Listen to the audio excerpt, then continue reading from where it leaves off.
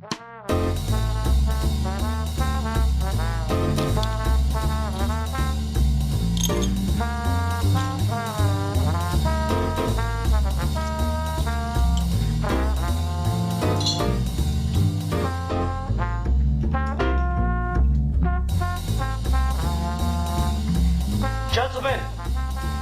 the time has come once again to discuss things.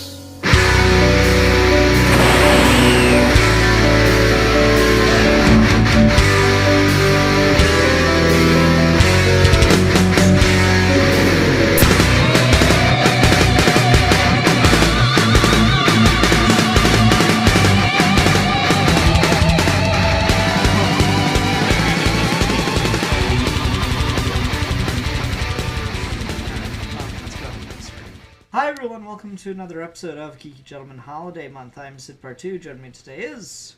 Steve Maxey. Indeed. This is a weird pick to close out Holiday Month on. I realize, like, retroactively, I should have made this the thing we started Holiday Month with, but, you know, like, it just didn't work out that way, so here we are. So way back in 2007, there was a film, or a release of films, I guess you'd call it, from Quentin Tarantino and Robert Rodriguez called The Grindhouse Experience. It was a double feature theatrical release of Quentin Tarantino's Death Proof and Robert Rodriguez's Planet Terror. And in between the two movies were several, like, spoof trailers in tribute to the old crappy Grindhouse kind of double feature pictures.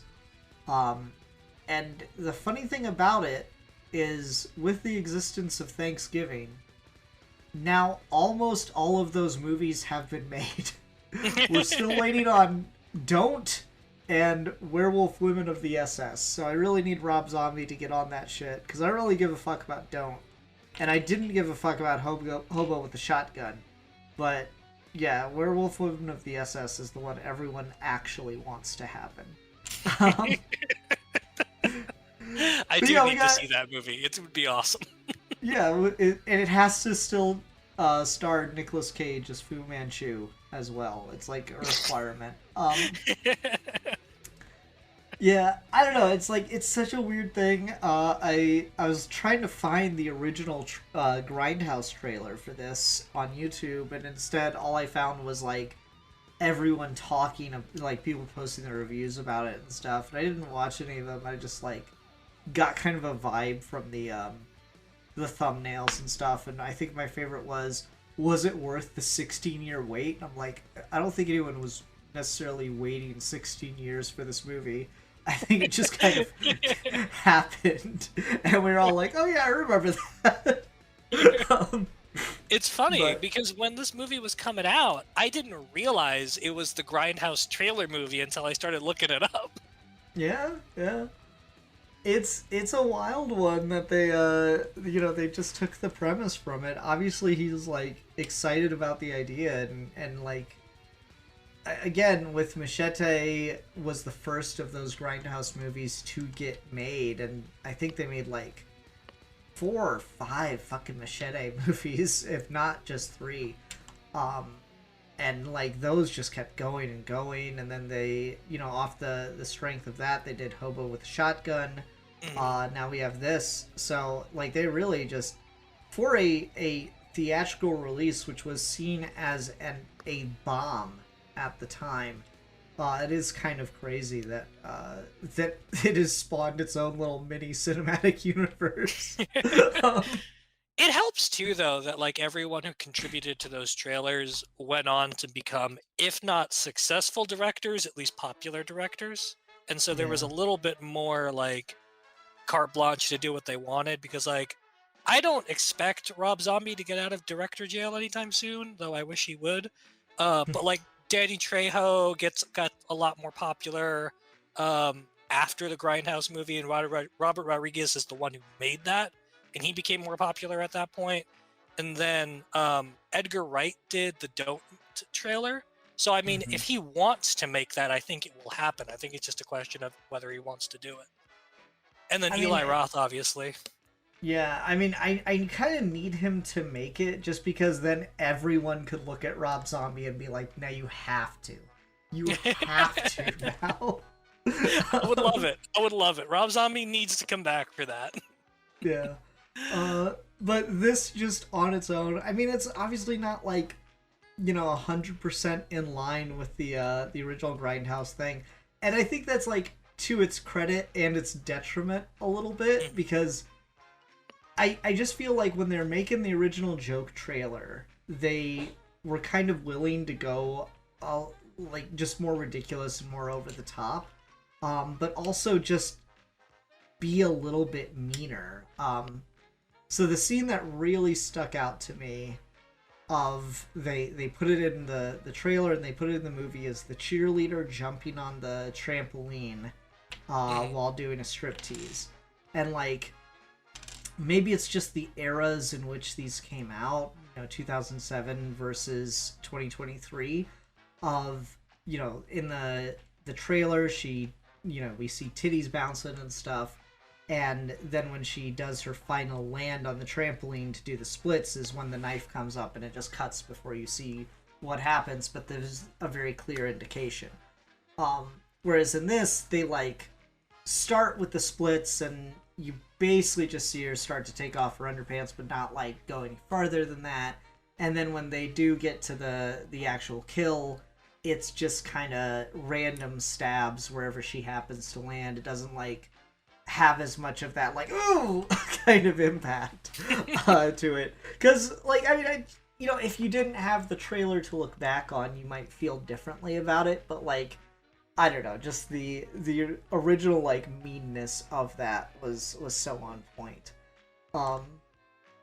But outside of that, it is still like just kind of running with the original premise, and you also get some stuff that is just not in the trailer and is unique and fucking cynical and shitty as hell. The way this movie opens with the whole Black Friday rush and the guy that like got his neck stabbed on the pane of glass yet still goes to try to get the free waffle iron. It's the funniest shit in the world to me. It's funny, and I don't mean this as an insult, but it's gonna sound like one. The opening bit before the title drop, the whole Black Friday sequence is the best thing in the whole movie, I feel like. It's okay. I like this movie. I think it's good. I think it's fine. But there's a lot of stuff that holds it back from being kind of great. When this came out, I was talking about it with a friend, and they basically said that the trouble with this movie is that it feels like a 2000s remake of a really horny and really bloody 70s movie that never happened. And I definitely see that. Like, I feel like there's a lot of, like you said, moments where it feels a little too safe for its own benefit. Like, the striptease one is a really good example of, like, that's not even trying to be erotic, like, at all. It's just, it completely gives up on that premise. But also the fact that the main character is in this love triangle with these two other guys that becomes really prominent for early segments of the movie and then becomes completely meaningless through the rest of it. There's stuff like that where I feel like this is not properly horny. It just kind of feels like high school Scooby-Dooiness happening. But then it's also got some really creative kills, and it's got a decent mystery for the most part. The opening sequence is great, and there's just a lot of good character throughout, and I think it's just shot really well. My favorite like little touch in the movie outside of the opening is when he's in that guy's apartment and he murders him, and then on his way out he hears the cat meow, so he goes back to give it food and also just give it a little scratch before he leaves. Like, that's really cute. I like that. That's fun. So stuff like that, it makes it really enjoyable in places.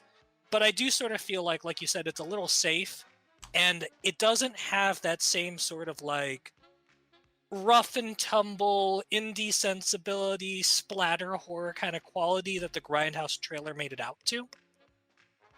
And again, you're talking about just such a gap of time. I think the lack of horniness is just because we don't really do like horny teenager stuff in like film or in like movie releases. And Yeah. you know, that was like really, really big in the 2000s. I think it reached its peak in like early 2010s, maybe even as late as like 2014, 2015, because I know there was like that fucking show Haley watched, Pretty Little Liars, was basically just all about high school girls getting in sex and murder. But like you know, I think just after that it really, really fell off, and like all these, you know, think pieces about the over sexualization of teens got really big. So it's just, you know, by 2023 there's just no way you're doing that kind of thing anymore in like the dumb fun way. If you're doing it, you have to be like making a statement, or otherwise it's going to become a whole think piece. So it's like, it's there, it's kind of uncomfortable and shit, but they just kind of do it anyway because it's the most iconic scene from the trailer. Arguably, well, I don't know. Fucking grandma served up for Thanksgiving dinner probably has it beat, but still. It's one of the more iconic moments of the trailer. It's very memorable, so it would stick out like a sore thumb if you didn't have something to it, but it also sticks out like a sore thumb because you don't have enough to it, you know? It's a hard thing to do, which is funny to say, because like I do quite like this movie outside of that like overarching complaint. Like you said, I think the mystery is really good. I think the kills are absolutely fantastic within the context of the Thanksgiving killer film. You know, you mentioned the guy in the apartment. Well, he kills him with an electric carving knife. It's awesome. Yeah, of course, the iconic cooking a woman alive to serve up as Thanksgiving dinner. Like, you know, she's not a good person in this movie, and she's like ultimately responsible for a lot of the shit, but like, she's not the most responsible party, and she definitely gets it the worst, so that's pretty fucked up. I think what's so satisfying about it though is, like, you're right. She's kind of unlikable throughout the whole time she's in the movie. And then when she gets captured, you have this really extended sequence of her trying to sneak away from the killer. And it's genuinely kind of thrilling, and you're rooting for her, and she's doing a good job. So like, you start to empathize with her in that moment, only to end with her being turned into a turkey, and it just hits so much harder because of that, because you bothered to take the time to make us want to root for her survival, even though you established her as someone that was unlikable. Yeah, I think this does a really good job of like kind of bridging that gap between making us empathize with or care about the characters, but still acknowledging that we are there to see them die and get like, you know, cool kills out of it, which is the fun of like the slasher genre. So I think this like does a really good job of finding that balance that's like really, really hard for movies to find, because you either end up with like completely unlikable shitheads that you're just waiting to die, and then if the kills aren't even fun, it just ends up being a really shit movie, or you get someone that goes like too far in the other direction and tries to make you care way too much about the characters to the point where it's like, oh, come on, just fucking start killing people now. Yeah, it's always like a tough balance. For as little credit as horror movies get, I think this one manages to really thread the needle. Which is funny because I don't necessarily like associate Eli Roth with horror, but he clearly has like a love for like the fundamentals of it. Well, I mean, he did do both Hostel movies, or not both, but the first two Hostel movies, and then he did Okay. Cabin Fever before that. So like, he gets his start in more sort of exploitive early 2000s horror, and then kind of pivots a little bit to like more mainstream thrillers, like you've got the Death Wish remake and the Borderlands movie and stuff like that. Like, he's kind of a studio guy now, but he does get his start in movies like this, so I think he's got the right sensibility to make the kills creative and interesting and mean and violent.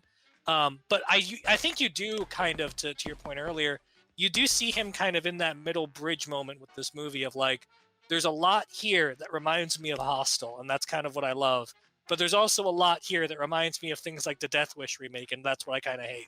So like, he plays it safe in places he shouldn't, and then he just goes full tilt in other places, and it makes it worth it.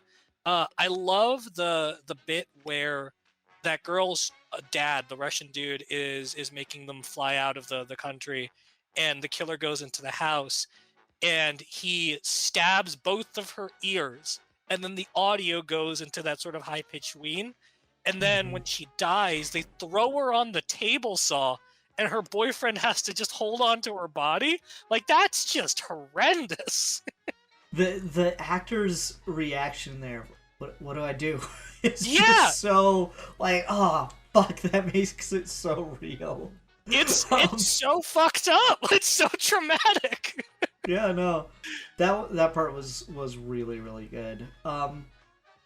Yeah, there's just a lot about this that does work, and it's funny because it almost like works too well outside of the trailer to the point where they have to like go back and put stuff from the trailer into the movie. So like the beheading the turkey costume guy, the turkey mascot, in the middle of the parade almost feels like out of place a little bit. Because yeah, there's just like random deaths added in that are like collateral damage, I guess. Yeah, that's the thing, is like this movie has a genuinely pretty satisfying mystery, I feel like, and I think the reveal at the end is warranted. But because of the fact that he has to sit there and explain his motivations, and you understand them, and he's so methodical, when they do stuff like the parade killing, it feels random, not just because it's random chaos, but because it seems like so out of the MO of the rest of the movie. Yeah. Because like I don't know if the they make a deal to show you the turkey guy's face as they're putting the turkey head on him, but I don't remember if like we see him as one of the people in the crowd or what. But I just maybe it's the person that fights with the waitress lady or something, and I just didn't make the connection. Yeah, I'm pretty sure that guy is in that opening scene, like either in the crowd or once you get into the store. Like they made a big enough deal about it that I feel like I remember him being there earlier, so he doesn't stick out to me. It's more so the stuff in the middle when he goes to the parade to kidnap the family that it becomes a little bit more arbitrary. Yeah. And like there's just the random dude that gets killed on the float and shit. And it's like, yeah, well, he clearly didn't do anything. Talk about wrong place, wrong time. The collateral damage here has gotten excessive. And yeah. I think that's also just part of what's satisfying, though, about these movies, like you said, where, like, if the kills are entertaining, you're kind of willing to forgive a lot of that kind of stuff. And I think the reason that the parade float stuff sort of feels off, outside of just the logic of what did these guys have to do with the people who wronged you, was that's the part of the movie that feels the least like this movie's janky horror vibe. Like, that's the one that feels the least like it's trying to be mean and ironic and really focused on terrorizing you. Like, he's got fucking flash grenades and stuff. Like, I don't know. That felt like a bridge too far to me. Yeah, I would tend to agree. He's got flash grenades and fucking trank darts and stuff. But at the same time, you're really just trying to, I guess, create the conceit for the whole dinner scene. So, you know, and like the dinner scene is just makes the whole fucking movie worth it. That yes. You get to that point is so fantastic. And honestly, like the problem might be that there isn't enough kills in the dinner scene, because it takes out the one teenager that like recorded everything. But I really do feel like we should have got to see the dad bite it too. Yeah. Like, we see him fucking vomit at the reveal of what's happened to his wife, but I feel like that maybe is the only other thing that really needed to get accomplished in that scene that did. Yeah, the dinner scene could have stood to be a little bit longer, and I feel like after she escapes and you figure out what's going on and she's in the sheriff's office, a lot of horror movies kind of have this where if they're in that Scream formula of trying to solve a mystery, once the mystery's been solved, it just kind of reverts to action movie tropes. And that's Mhm. sort of what happens at the end. There's that line earlier in the movie that's really, really clunky where the main girl explains how she knows how to load a musket just so that they can set up the scene at the end where she fires the gun at the dude. And Mhm. by that point, it just feels like, okay, so this isn't a horror movie. Yeah, again, I feel like it's just trying so hard to create the premise to make it more Thanksgiving-y. Yeah. Like, conceivably, it could have just been a gun, whatever, but like, it needs to be a musket because of the whole pilgrim vibes of Thanksgiving. And just like Um, the pilgrim mask motif of the killer and all that. yeah, so like they need. I think it's one of those things where because I know where it's what it's building toward, and it like fitting the aesthetic mission of the film, I think I just like look. I just let that go without a second thought because Sure. it's just working for something else. And that's like a great way to kill someone by blowing up a turkey inflatable with a fucking musket is just fantastic. Um, um, I will say that she loads it with her mom's bracelet thing, like her dead mhm, mom's bracelet thing. mhm. And if she was gonna do that, I really feel like it would have been more satisfying if she used that to shoot him. But that also sort of feels like again in that sort of Scream formula of like I don't entirely think that there's like a great sort of like emotional resolution or emotional connection between the sheriff guy and her by the end. But like you said, I am kind of willing to look past it because we're talking about the last 5 to 7 minutes of a 90-minute movie that is otherwise very entertaining. Yeah, I don't know. I feel like there's a good connection built between the two of them. Personally, I think a lot of it just comes through with the actor, because what we have here is like a fucking not even B movie, fucking like C movie premise, but we've got like you know A tier actors, not A plus tier, but A tier. um, because like dude's been in Grey's Anatomy for fucking 20 years now or whatever, but he's also like been in like feature length films before. He was in Enchanted. Um so like he's got a bit of a, a name like a recognizability and stuff, and just to see him show up as the sheriff with a shitty Boston accent in this fucking like Thanksgiving horror movie, there's something to that. Same with the actress that plays the stepmom. I don't know the name of off the top of my head, but like she's been in quite a bit, so she's just got a certain level of like screen presence that I don't think a lot of these movies usually lend themselves to having. Um, I'll and definitely give you Patrick Dempsey. Like I think he does a really good job, but I think the primary teenage cast is all kind of terrible. And it doesn't bother me because I mean it's a shitty horror movie. Like Nightmare on Elm Street is not famous for having really good acting. I'm okay with them being kind of one note, but I think Patrick he says about Dempsey. the movie starring Johnny Depp. I know, right? I know, right? For that one scene, but like I think Patrick Dempsey's definitely eaten up the screen time and he's doing a really good job. I don't think anyone else in the movie is particularly good. I think the guy who sells them the gun, I dig. I think he does a pretty good job. But otherwise, I didn't think of this as a strong acting showcase. I mean, not necessarily. I don't know, because you gotta. If you're not gonna give me the stepmom, then I don't know what we're even talking about here. Because her She's fine. acting, She's fine. she is like sweating bullets, terrified when she wakes up in that fucking oven. Man, I don't know. That was good. Like that shit's good. Um, I like the Teenagers, dad. I can take or leave. The dad's okay. But I don't know. Just a lot of the actors in this I thought did a pretty good job selling it. Um, and it just impressed me that they like. I feel like they're elevating material that is beneath them. If that's fair. Did you, because of Patrick Dempsey being the sheriff and him being like the big name compared to everybody else, did you peg him as the killer from the get-go or no? I was a bit surprised by that, which is Okay. funny because this is the second time I've watched this, and I'm sitting there rewatching. I'm like, is he the killer? No, that can't be right.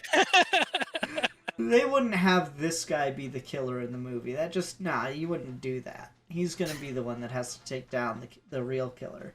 And then like by the time he gets to like just openly be the villain, and he's like, there will be no leftover. He's loving it. He's chewing that up. I love it. I definitely, when I saw it in theaters, I didn't take him as the serial killer. Going in, watching it again, knowing that, there is actually some cool stuff here and there to help set that up visually. I mean, like, obviously the flashbangs and the parade, I feel like that's like in the script as a clue of like, okay, this is how you start to piece this together at that point. I didn't go over this with like any sort of fine-tooth comb to see if like you could predict it, but there are some cool moments where the camera is giving you hints that this is the guy. Like, for example, really, really early on in the movie, after they discover the legs that are impaled on the star on top of the store, and he's calling like the kids in to give testimony. When they're outside of the police station, there's a shot where they're all in the background in focus, where he's getting them to go in, and as they go in, you focus in on his face, and then the focus shifts to the John Carver statue in front of the frame. So that's kind of cool. You look at that and be like, oh, that's just the movie telling you it's him. And there's moments like that here and there where like they either put both his face and the mask in frame together, or they do a transition where you go from his face to the John Carver mask, or vice versa. So like it's kind of subliminally setting you up for that, which I really like. Oh, that is good. I hadn't really picked up on that stuff. I think like a lot of the camera work and just the visuals on this are really good because one of the big problems with like horror movies is often they're just like no budget features and stuff, so they can't really they use the idea of, oh well, it's dark and uncomfortable, so we'll use that to not have to show everything. That'll make it like, you know, cheaper but better. And this like actually utilizes its budget and gets to show a lot of that stuff. So like the whole sequence with the waitress and like dunking her head in ice cold water and then throwing her up against a cold that's freezer so door. good. It's like the stickiness of it. Like, dude, that whole, it's so subtle.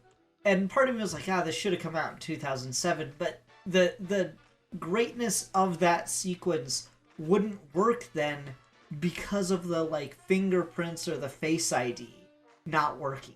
You know, it's so nothing. It doesn't really like add anything to the movie itself, but it's just so uncomfortable and like such a, you know, ever since cell phones were invented, they've been like the Achilles heel of horror movies, where now like they need to find a way to write the cell phones out of the plot. And that's just like, I think, the best version of that I've ever seen. Of why doesn't she just call the police? She can't unlock her fucking phone because she just lost her face and her fingerprints.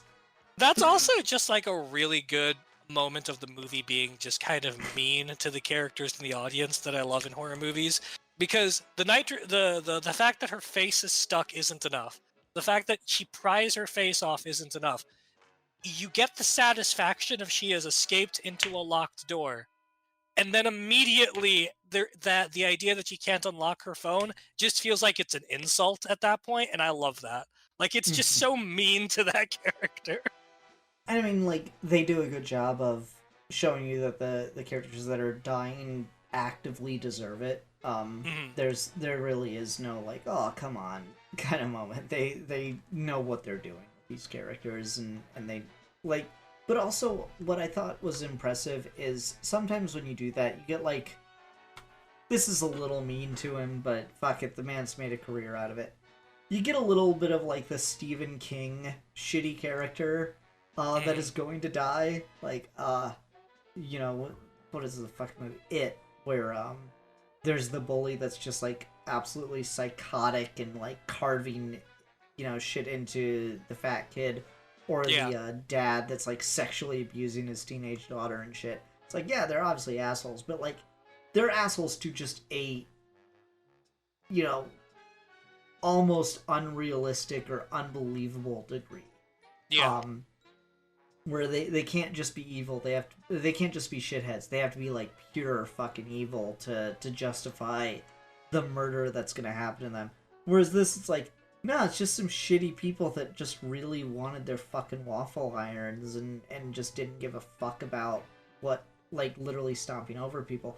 That just happened. That's just what Black Friday was initially like. It is a little funny to watch this movie now with the whole Black Friday sequence, because like Black Friday isn't like that anymore. As it's been adapted into more and more films, like that's just not happening on Black Fridays anymore. Yeah, I mean, it even when that came out, like it really wasn't that way anymore because everyone's just buying everything online. But you're right that it creates a really effective way for the movie to make sure that the audience is not sympathetic to anybody in this town, while still kind of treating the characters with enough dignity that when it adds insult to injury, it kind of stings a little bit. So that sort of balancing act is really good. The larger sort of like, I don't even know if commentary is the right word, because that seems like it's being a little too generous with this movie that I don't think has too much on its mind in that vein. The larger sort of like Black Friday commentary that scene invokes doesn't really feed in to the rest of the movie, because you don't see people behave that way on the street or into strangers to that degree ever again.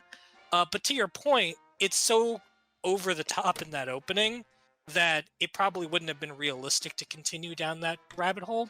That's again why I feel like it's the best scene in the movie, because I feel like it's so effectively satirical and horrific, but the extension of that scene is a very different movie than what this ends up being, which is fine, but I do feel like there's a dissonance there. Yeah, you almost need like, you know what would have really helped sell that is if the because it's kind of there in the background, but it's never like actively brought to attention. Whenever he's doing his like live stream kills and the dinner and stuff, you see like passively that the phone is blowing up and it's getting like all the emoji reactions and stuff. There really should have been like more of people kind of reveling in the punishment getting, you know, meted out to these characters. Yeah. You know, like it's ugly and it's gross, part of like human nature, and you know, on our better days we'd say no, you should never celebrate the death of someone. But then, you know, fucking Luigi Mangione, right? Like there's just there's that like darker side that can't help but fucking revel in someone getting you know, their just desserts, their comeuppance. And we do a good job of establishing that like a lot of the characters in this movie are like shitty and kind of deserve not necessarily everything that's coming to them, but certainly some kind of retribution.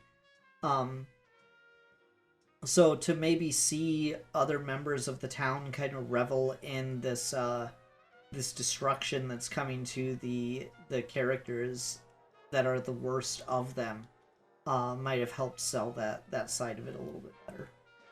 Yeah, I definitely agree with that. I mean, the movie is not grounded per se, because you know the kills are very over the top, but the movie definitely feels a lot more of the real world after that opening scene. So like it can't quite revel in that kind of stuff that it was initially. And that's probably for the best, because that's part of how you play that balancing act of appreciating the people that you're following while also giving them a lot of grisly murders.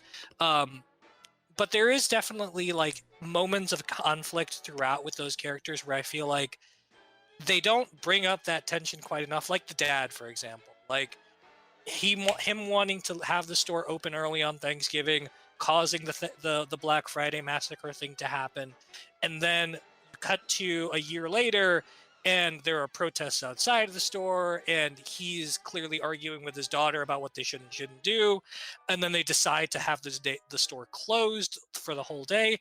It feels like that's a whole subplot of character drama that the movie's not super interested in exploring, and I kind of wish it did. Hmm. Yeah, no, I could definitely agree with that because they try to give the dad some character development. You know, they try to work on, and I will say they try to do it in a clever way where it doesn't feel like distracted or too independent from his daughter's character arc and like Yeah. her story. They try to give him development, but as it pertains to his relationship to his daughter, to try to create more of like an empathy between these characters that you start out pretty negatively feeling about. So I don't know. There's quite a bit going on with that. You know what I think we needed was more scenes with the store manager that his wife died. Oh and yeah. was Patrick Dempsey's like lover or whatever. I Yeah, think yeah. we needed more with that specific character because he's obviously set up as a bit of a red herring as the most obvious suspect, and they also try to throw some of that on Tommy as well and stuff. Or no, Billy? Yes. They try to throw some of that on him as well. But I think you could have gotten more mileage out of using him as your like lone red herring, and also getting some good character development too. Yeah, I think when you get to the killer reveal at the end and the sheriff dude talks about his motivations, and he mentions that there's like that image of a fetus and that he was going to leave her husband for him, that all kind of clicks into place well enough to make his side of it entertaining. But it also feels like it leaves a lot of drama on the table between him and the store manager guy, and more of just like the family aftermath of what happened after that massacre. It's weird because I want more of the teen drama stuff to be in line with that 80s slasher style of horny teenagers. But if you're Mhm. not going to do that, if you're not willing to go that far because, sensibilities changed or whatever, then why couldn't we have replaced all of that, which was essentially meaningless, for the sake of more of the grown-up drama that feels like it's kind of driving the character's motivations? Because like the baseball player dude skipping town and then coming back and her getting back with her ex, no one cares about that outside of like 2 scenes in the movie, right? Like even at the end of the movie, she's still sleeping with that guy. So like it doesn't seem like anyone's butthurt about this. So why not erase all of that and just deal with the store manager guy or the fallout or the idea that these 2 guys apparently were friendly enough that he would come to their house and joke with them, and then that never gets reciprocated anywhere else in the movie. Yeah, it's particularly bad because like of the red herrings that they do have, the boyfriend character feels like the one that just what motivation would he possibly have to start fucking off at people? You know? Mhm. He just feels like the least connected to any of it, and like he has the most to lose by continuing to do a murder spree. Whereas Billy at least has something because career-ending injury and stuff, which I guess he got better. Yeah, right. He says that he's getting better, and everything else after that's meaningless. Well, like specifically, he did get better because when he takes out the killer, he does it by throwing something really hard through a window. Yeah. Like that's the resolution to his character arc of like, I broke my arm, but it got better. Whereas the boyfriend's character, like, he's just there to be a red herring essentially and to like kind of make some stuff uncomfortable, but he doesn't actively like have any real motivation. It would seem they just keep saying, "Oh, don't trust, don't trust." Oh well, he was friends with the security guard, I guess. Just it felt like really, really loose at best, and that you probably could have gotten more mileage out of the store manager character. Yeah, it sort of brings up a problem that I feel like a lot of horror movies, but not necessarily always, but mostly horror movies have, where like don't bring up an emotional or traumatic thing that is going to overshadow your story to such a degree if you don't have the time to explore it. Like, I was going to mention something that happened in the new Avatar movie, but I don't want to spoil it for people, so I won't mention that. Um, but like that the scene with the girlfriend in the table saw, right? Like when when the guy is like, "What do I do?" Right? That's sort of an example of what I mean. Of like, there's something like so tangibly human and traumatizing about that moment that it does start to kind of overshadow things of there is no way this movie has room to grapple with the serious emotional implications of what that dude just said, so we're just going to keep rolling. And I think similar things can be true in like microcosms where the idea that everyone told the girl, "Hey, don't trust your boyfriend," for the whole movie, and then by the end, no one's having an argument or anything about like, "Hey, man, no one trusted me. None of you are actually my friends. Why are we even dating?" Like, if you don't have the room to explore that very natural conflict, maybe just drop it. All right, so potential to sound gross here, but I want to establish there's no way that girl's actually a teenager, so it's actually fine what I'm gonna say. She's not hot enough for this drama, man. Just like kick rock, like just. I don't know. She's pretty hot. Nah. There's no way that actress is actually a teenager, but just because I mean we don't actually hire teenagers to play teenagers on film for some fucking reason. This is true. But like I don't know, maybe she's just going through a lot in this movie, but I just don't feel like she is the hot enough final girl to justify To all warrant this whole shit. love triangle. Yeah, all the shit he's putting himself through. He really, really wants to be with her. Apparently, just because she's attractive.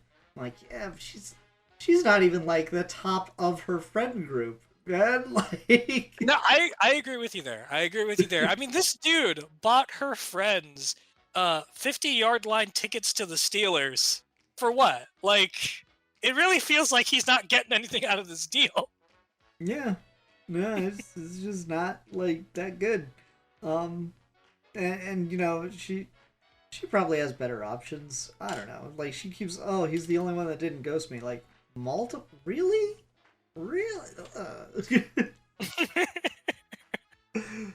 Yeah, it's the teen drama side of this movie is the least cooked and probably the dumbest. Yeah, and like that's the thing is, again, to go back to the trailer, is the trailer had the blowjob gag and the makeout gag, where it's the same girl and the same boy twice. So like clearly they just couldn't decide which one they thought was funnier to put into the trailer for the movie. But like in the movie, they're like the couple out in the parked out in the boonies, and it's like, come on. Well, fine. Happy Thanksgiving. And she starts like sucking his dick, and then the killer like decapitates him as she like reaches up to touch his face mid blowjob, and then realizes that his head's been cut off. She's like, ah. But then they also do like it's not even a beat. It's just like calm. It's the same dude. It's the same dude. Calm down, Tracy. And they start like making out, and then he gets decapitated mid makeout. So she's just fucking holding his head as his body slumps down and he screams again. And like those are both really good gags, and I feel like you probably could have worked at least one more of those in there if you're willing to again just be a little bit more dirty with it. The makeout gag probably would have been a good way to just take out the boyfriend character, because he he really isn't doing anything. No, he's so not. to have him die probably would have helped things along a little bit, but he doesn't really have any motivation to be killed, so yeah, I don't know. You're rewriting large sections of the movie at that point. Yeah, it's one of those things where like I sort of see why they steered away from it, just for that sort of like broader appeal and the way cultural norms on these kinds of things have changed. But like, if you're gonna make a movie out of a grindhouse trailer, then I do really feel like you got to commit to it. And if there's like an overarching thing that sort of summarizes all of this, it's that as fun and as good as this movie can be, there's aspects of it that are just too modern studio movie neat that kind of undercut the other parts of it that are mean and fun and enjoyable for being precisely not that. I think this is largely a really well shot movie, but you could argue that's kind of the problem. Like, I wish it looked more grainy. I wish it looked more shitty. I wish it was more of a B movie in certain respects. If you're here for the fact that it's building off that Grindhouse trailer. If you don't know that going in, then I think a lot of that stuff is fine. But there is something to be said for, like, if you're going to go 20 years later and make this movie, then, like, I don't know, go all the way. Make it like a true shitty looking horror movie.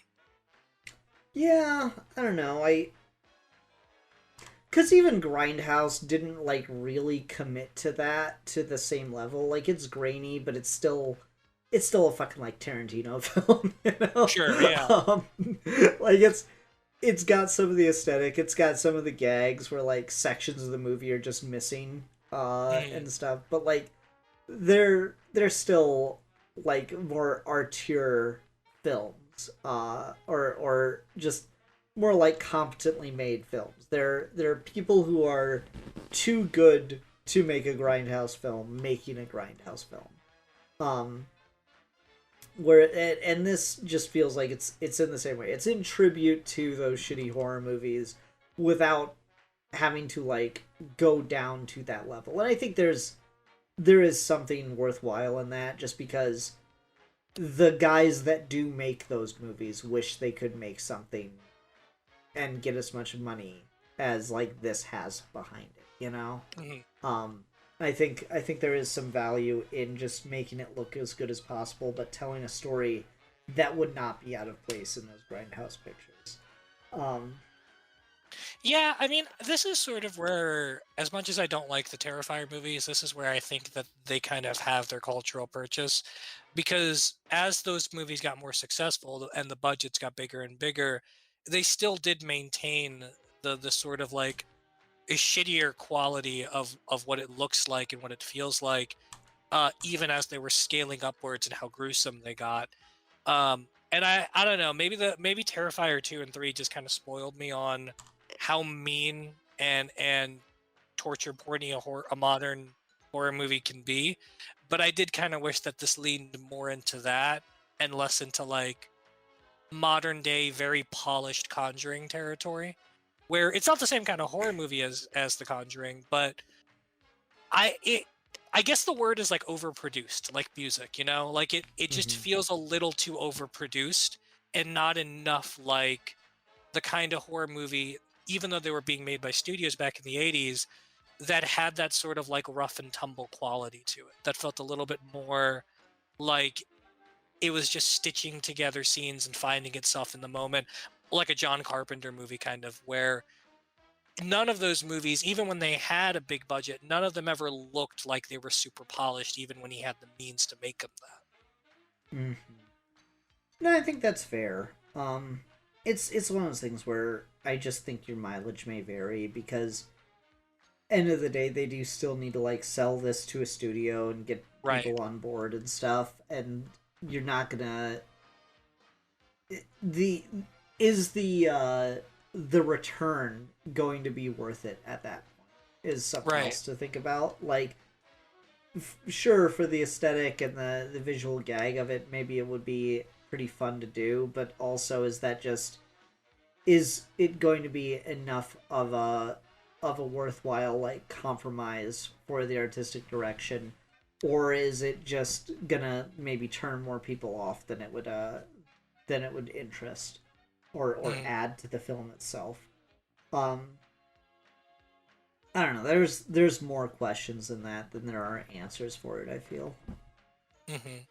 Yeah, I mean, like you said, mileage will vary. I think if you kind of just walk into this as another horror movie to watch, it's on the upper tier of a lot of modern horror movies, just because it's not complete dog shit.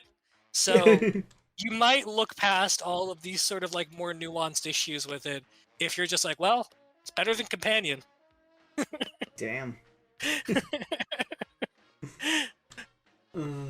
It's Yeah. better than Shelby Oaks. I've not seen either of those, so I'll take your word for it. Yeah. I don't know. I feel like we've been pretty harsh on this movie, but I legitimately did have a really good time watching it both times around now. I thought Haley we were pretty positive. I don't know. I felt like it's been mostly negatives. Haley reminded me as we were watching it last night. She's like, "Oh, I remember the last time we watched this. I was pregnant with Sabrina, and I had to walk out of the room because it was activating all my morning sickness." I'm like, "Sorry." So I do love the amount of gore we get in this. This is that right amount of gore for me. Where it's getting gross. It's getting like fucked up imaginative. That I just really appreciate. Did you have a favorite kill? It's the oven. There's just no other way. Like Yeah. the absolute monstrosity of opening the oven door just for her to try to beg for that last little second of humanity and mercy, and then he sticks the fucking food thermometer into her. Just so mean.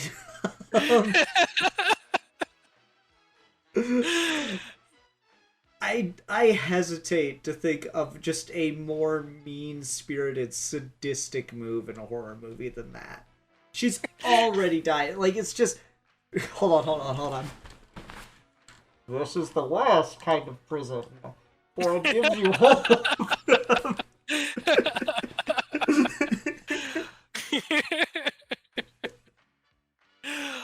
Man. Like, it's just on that level. No, that is like the... Bane was onto something, because I remember, like, reading interviews with, like, former Alcatraz inmates where they'd be like, I swam so much as a kid, and just looking out those windows, I knew if I could get out there, I could make that swim. There's just something, like, just fucking cruel about, like, presenting that opportunity of hope, and then, you know, just keeping it at a distance like that, and just opening the oven. Maybe she'll be able to beg for her life or something here, and then just the fucking thermometer. Like, oh, it's just terrible. Yeah, no, I mean, I think you're right, and I think we've kind of, as we were talking, walked through all of the best kills precisely because they have, like, that moment of just twisting the knife a little bit. But one that we didn't mention that isn't, like, a direct John Carver kill that I really like is in the opening when the wife gets her neck snapped by the shopping cart, and then they just drag the piece of her scalp under the tire. Ugh, that's rough. Yeah. That's the thing that always, like, killed me about the crazy Black Friday days of just people would, like, commit assault and battery, and, like, people died. People died from PlayStations, yeah. Yeah, but then they'd still go, like, pay for it. You know, like, that was the most absurd part about it to me. You know, it wasn't like a rush to get in the store and grab it and run out before anyone could stop you, right? It was just, no, I'm the one that's buying this, not you. Like, that was the thing that was always so shocking about it to me personally. And so I think this does a good job of trying to capture that. And again, the fucking dude just stumbling through after getting his neck cut on glass and still trying to get the fucking waffle iron. Just beautiful. The security guard trying to open the door, getting trampled to death when the doors fall on him. Oh, it's so good. Yeah. No, Oh it's man. absolutely fantastic. Um, it's just so fucked up. Ugh. Yeah, it does a really good job, I think, of like being over the top bloody enough and while also still kind of reserving a little bit to the imagination here and there. As far as just like horror movie that you want to watch because there are gnarly kills, this is up there. Mhm. Yeah, and like there's just some good there's a lot of good tension in this. The we mentioned the dinner scene and like her using the ring to get out and getting Scuba out as well. Hmm. I think is really good because like Scuba does look like kind of a big fucking dude. He does Yeah. actually look threatening in a way that I feel like a lot of these horror movie trope kind of things don't because like Jason's like a fucking brick wall. Same with Michael Myers. Whereas the cop in this just does actually look like you could take him down. Like he is vulnerable. Hmm. But not to the same extent as like where it just becomes comical like fucking Ghostface. Yeah. No, 100%. Like he gets up, he's throwing the chair at him. The killer has to use an axe to the arm to bring him down. Like it's a good back and forth in that moment when they're trying to escape. Yeah, I liked a lot about that. And again, just the dinner scene, like with the voice modulation and the fact that he's like presenting it with an audience in mind and all that stuff, that just all really works for me. Um, Mhm. the fact that it's just you can tell he's been planning this for a year, and it just all works in that way. The reveal when the cops think they've traced the thing, and the one cop picks up the phone and just turns it to her and then turns it back to the monitor. Yeah. Again, I think that's just good filming. Like that Yeah. is just a good reveal for fucking anything ever. Um, I thought that was brilliant. Yeah, I mean, and this is the thing with I think a lot of movies. Like when you get like 20, 30 horror movies out in a year, most of them are going to be bad, and the ones that stick with you aren't going to be the brilliant ones because there's very few brilliant ones ever. The ones that are going to stick with you are the ones where like a director who knows how to direct has done things competently, and when you're watching that after just seas of bad movies over and over again, that kind of little stuff just hits harder. We did a whole holiday month where we didn't review a single goddamn good movie. But then after that, we get to this and it feels like a breath of fresh air because it's so competent.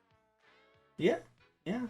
Um, it's just well done for what it's trying to do. It's certainly not perfect. I do think it probably would have worked better if it had come out Yeah. in those like late 2000s early 2010s kind of thing before Around Black this. Christmas. Yeah. Well, I mean, it's funny because this trailer was after Black Christmas because Oh, that's true. Grindhouse Yeah. was '07 and Black Christmas was '06, so they're about a year apart. But yeah, if there's still enough like overlap in that era. I feel like once you get post Dark Knight, where like everything is just all like super self-aware filmmaking now, where like Mhm. the characters have to look at the screen and tell you what the movie's about. um I think Yeah. that's when you start to stumbles, but we also got over that after a little bit. So if I feel like if this had come out maybe just 10 years earlier, by 2013 I think is when it probably should have hit, as opposed to all the way to 2023. um but I'm sure I haven't looked much into like the making of for this, but I'm sure the pandemic has something to do with it finally getting around to being made. Yeah. Because just studios were kind of greenlighting everything that had been on the shelves or in the works for years and years by that point. Um, so I'm sure that has something to do with what finally got it like off the ground and moving. Mhm. Um, but I can't say that with any kind of 100% certainty. There was one gag in this that we didn't talk about, and I just did really like of the one student that's selling essays and homework, um, and Oh then yeah. like isn't getting paid So he just gets on the teacher's blog and copies and pastes it for the one dude's assignment because he knew he wouldn't pay him for it. See, It's the fucking best part good. about that gag too for me isn't even that he ripped someone else off to screw over the guy who won't pay him. It's that the teacher had a blog. Mm-hmm. It's so good. Oh, that's a good time. Yeah, no, to your Yeah. point about the release, I think one thing, just to give it a little bit of credit about 2013 that makes it refreshing is Scream had been living off of diminished returns for 2 decades, where every movie is just substantially worse than the last movie over and over and over again. And after you get the 1-2 punch of Scream 2020 and then Scream 6 in 2022, something doing the Scream formula but actually enjoyable probably made me like it more. Yeah, that's fair. I don't know. Again, I think that like mainly just the sensibilities around sexualizing teenagers. Which I'm still of the opinion that I don't like that we do it as often as we do. I don't understand why so many things that do have to go or that do want to tell like highly sexualized stories have to focus on teenagers. Like it is just nothing to make it college students at that point. Early college, because like everybody fucks in college, so it's just nothing to take it to that next level, and I think that it's literally fine and probably just makes the movie better. But for some reason we're always obsessed with doing it around teenagers, and it never just I don't know. It's I don't like the repressive like nature of a lot of things around sexuality that we're kind of getting to at this point. That's a topic Yeah. in and of itself, but I don't think the solution is to just never put it in films again when the like it is just it feels like something's missing because of the lack of sex in this. Yeah, and I think it's worth mentioning with horror movies especially because what people always kind of forget when it comes to erotic things in films is you're used to and you're supposed to have physical bodily reactions to things that you're watching. If you watch a comedy, you're going to laugh. If you watch a horror movie, you are going to get scared. The fact that you're having a reaction to something on screen is part of the point. And when you make things erotic or sexy on film and you have a reaction, that's a useful tool as a filmmaker and as a thing to know in the audience. If you watch something that's really, really horny and you're kind of getting into it and you're watching it, and then the movie does something to just break or completely blue ball you, that's part of the fun. That's what makes a lot of this entertaining. There's a fun play between things being sexy and scary and violent in classic slashers. And like you said, repressing that all together, it really just makes it emotionally stunted and just not as fun. Yeah, well, that might have to be a future episode here soon because we were joking with Matt about that last week too. Yeah. I'm off next week, but maybe after that. Yeah, some point in January. Yeah. All right. Well, I think we're about done talking about Thanksgiving. I don't think we have any leftovers on this one. I'm glad that we now have just a proper Thanksgiving horror movie. I think that's good. I think that's Yeah. good for like the culture and the zeitgeist. We all needed a good Thanksgiving horror movie.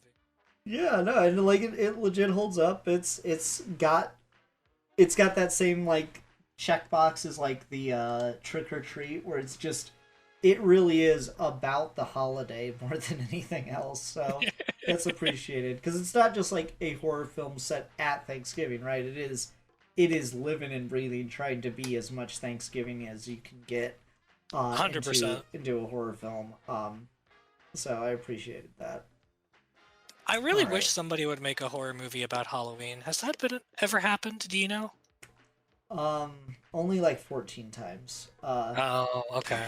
I guess I'll have to go find those 14 movies and make them my personality.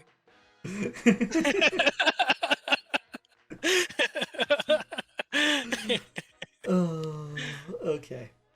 All right, let's go ahead and do ratings real quick for this one. I will go first. I'll give this 4 out of 5 fucking parties that are being advertised for high schoolers drinking. Just feels like the people in that town are kind of irresponsible to be letting this grown-ass man provide parties, house parties for these kids to get drunk at. A little surprised there was no kill at the party. Not gonna lie. That's true, actually. I didn't think of that. Yeah, there's usually always a kill in scenes like that. Or weird. I'm actually gonna go in a similar vein to your style of rating. I'm gonna give this 3 out of 5 selling guns to teenagers. We both like that guy, apparently. He's I don't know so what that fun. says about us. But... I love that he keeps them in a guitar case. Yeah. I love that he goes on that whole tirade about, what was it, Black Sabbath? Mm-hmm. And then the guy's like, "What's Black Sabbath?" See, Haley and I were watching that and we were like, what was the name of the fucking band that featured Ozzy, a year or two back now, and all the, like, Gen Zers like, oh, this guy just put this Ozzy dude on the map, whoever he is, he just made his fucking career. I remember that trending recently, and we're just like, what the fuck? What are we doing damn. here? The kids are not alright. The kids are not alright. I don't even like Ozzy that much, but, like, come on, you gotta know who the fuck he is. Honestly, just a baseline understanding of culture, even if you don't appreciate it. Yeah, that's what I'm talking about. All right. Well, so yeah, next week I will not be here. So no Geeky Gentleman next week. I'm going on vacation with my family, and I'm not going to try to finagle getting an episode together because of the holiday and stuff around that. So everyone, I hope you had a Merry Christmas, since this episode will be out after that. And I hope you have a very happy new year, and we will see you again next year for more Geeky Gentlemen in the year of our Lord 2026. Until then, I'm the Philosopher. I am the Luddite. And we are your Geeky Gentlemen, and we will be discussing.